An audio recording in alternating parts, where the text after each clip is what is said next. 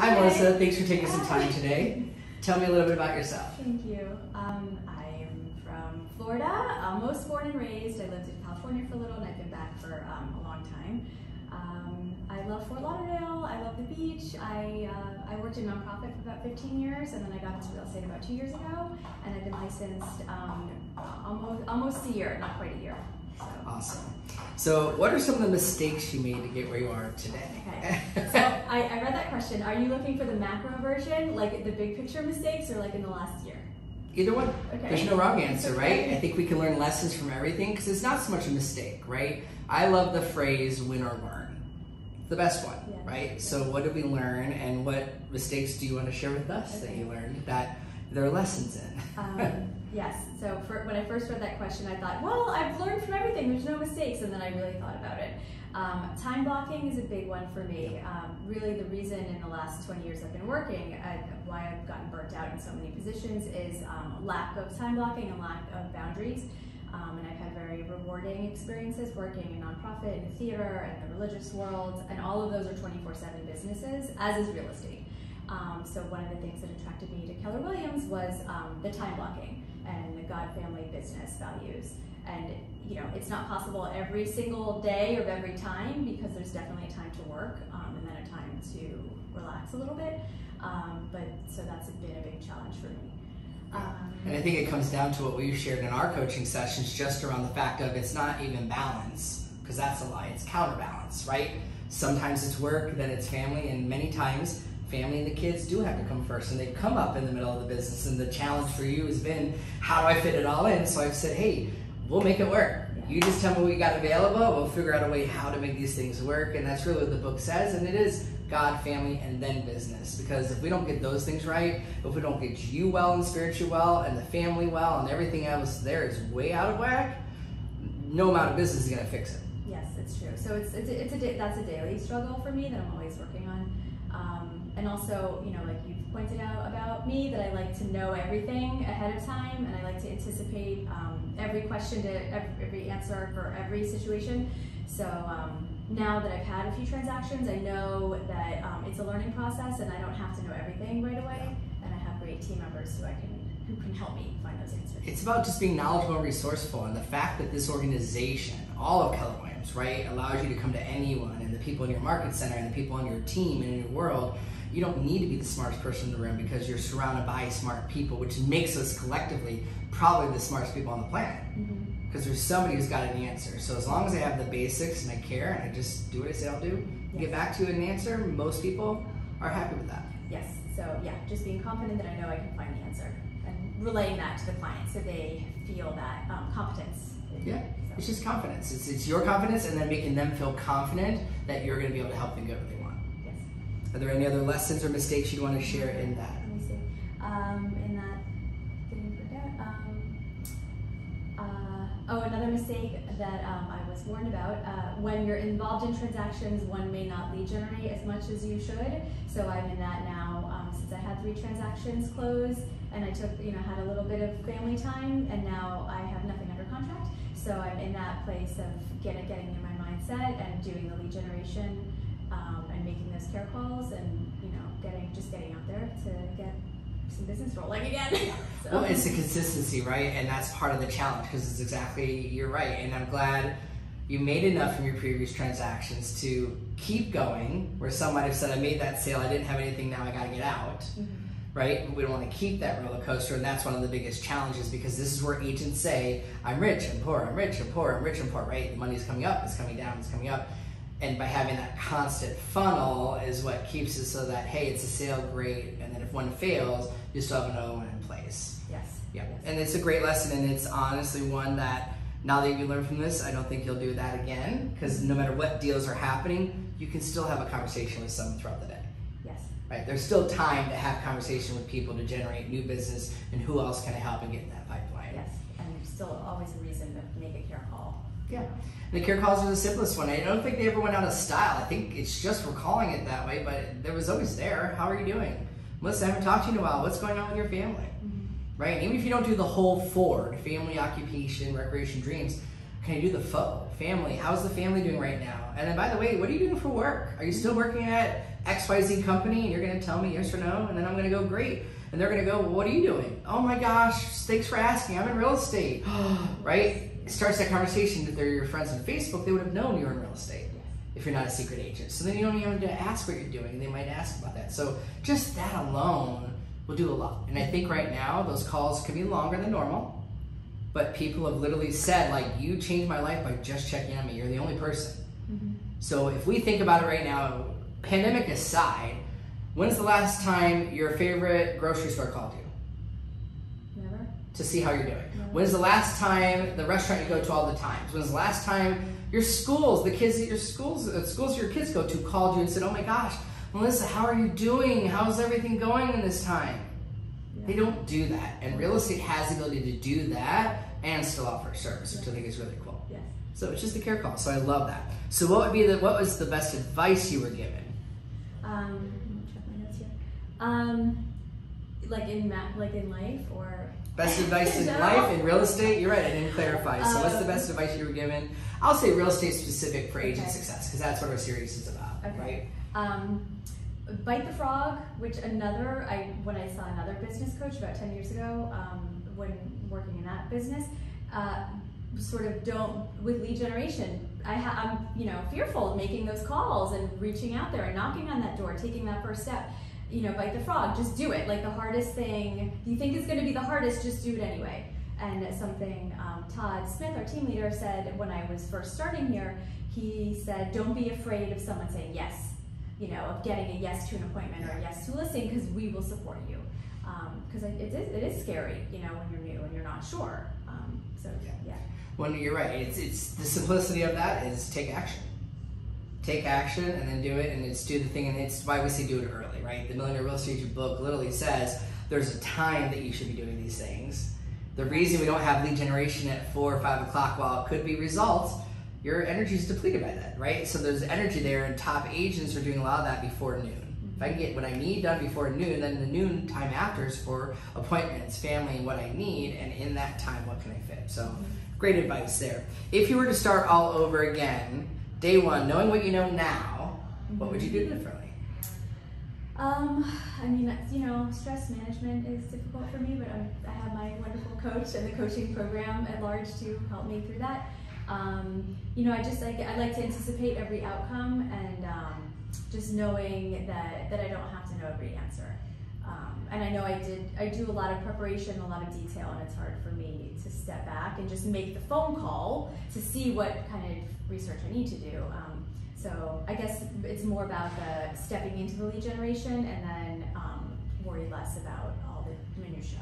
Yeah, well, a lot of it is we have our natural, right? So our entrepreneurially, what you do naturally, what comes naturally to you, right? So there's a characteristics we all have, and yours is more of the I need to know the answers before I'm ready to have a conversation with someone, because I want to know that I have it all down. And real estate, you really don't have the time to wait to know everything until you need to take action. So you've finally gotten that swing started to go.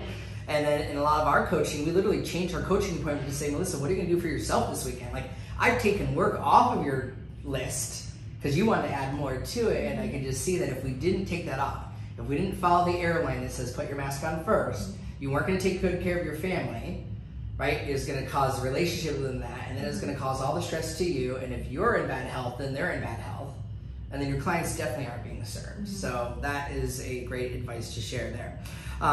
Any advice to an agent who might be thinking that, look, I'm done with this industry, I'm done with real estate, I'm throwing in the towel? Just stay with it and know that it's okay not to know everything, and keep taking all of the classes, and just keep learning and just keep believing.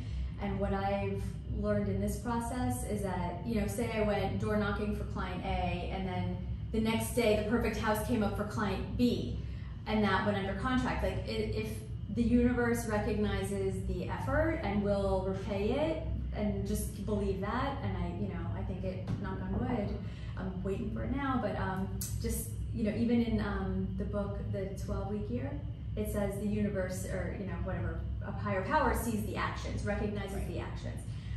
So if you keep taking the actions and doing the activities, it's just like a numbers game, like you always talk about in coaching calls, that it will come back to you.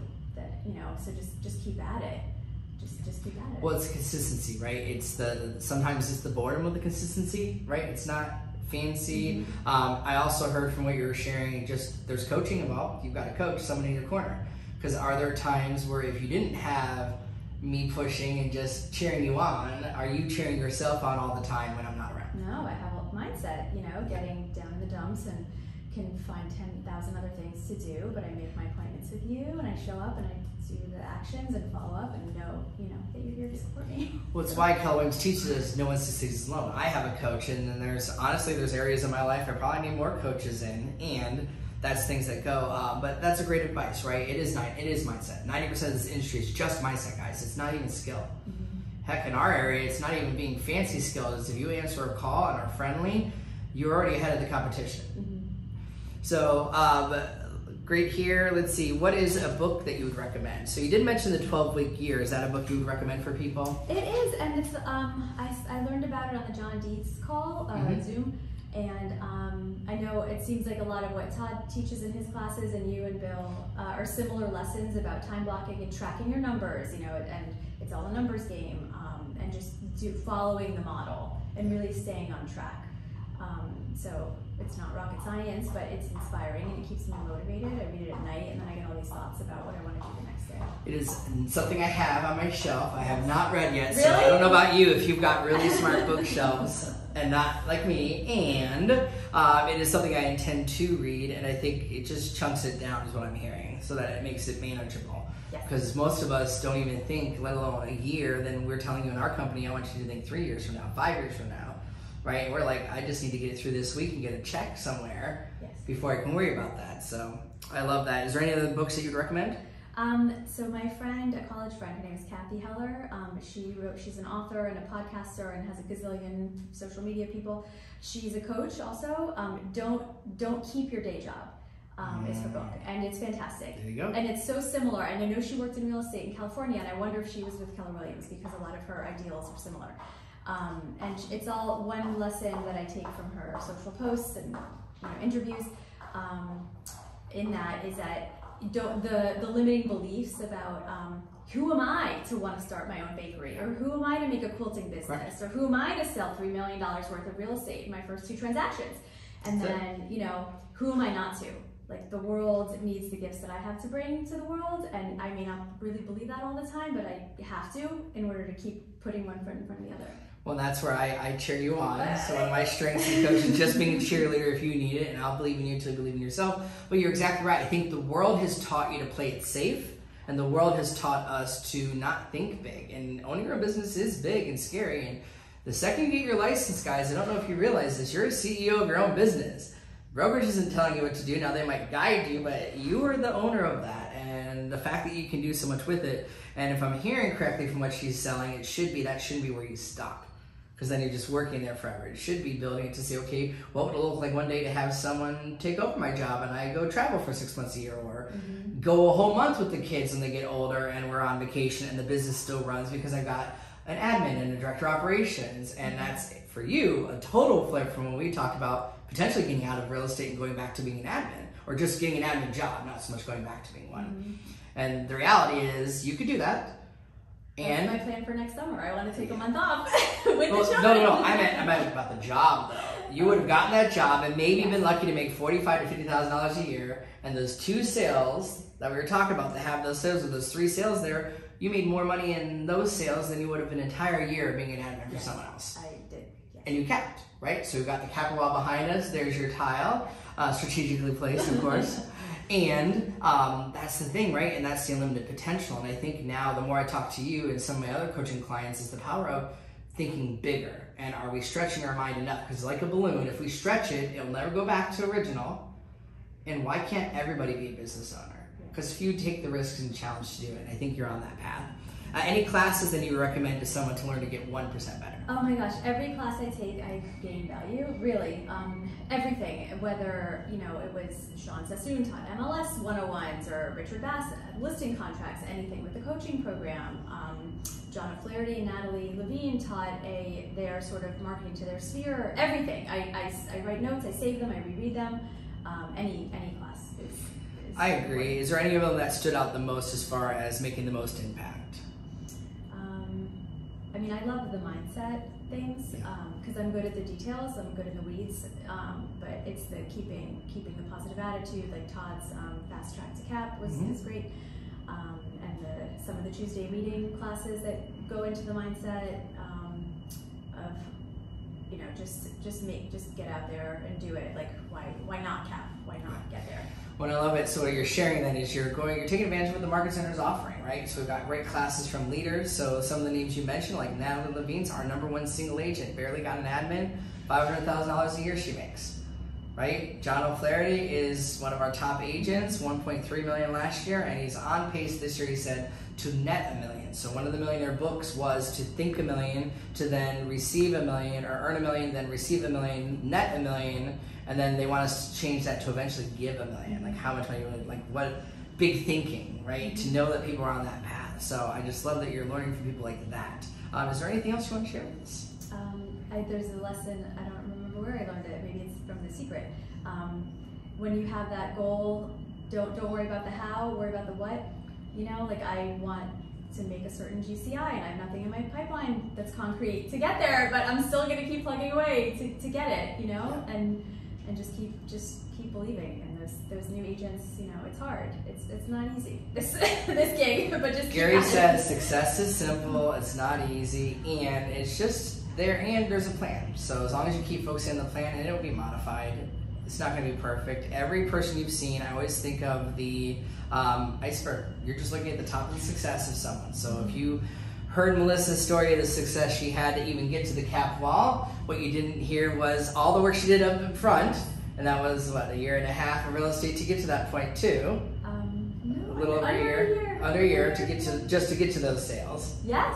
Right? So you're seeing all this stuff under the iceberg. The iceberg looks great, and then she just shared with you, well, I didn't lead generate during those sales, so now we're in a pause while I wait for the next sale. Yes.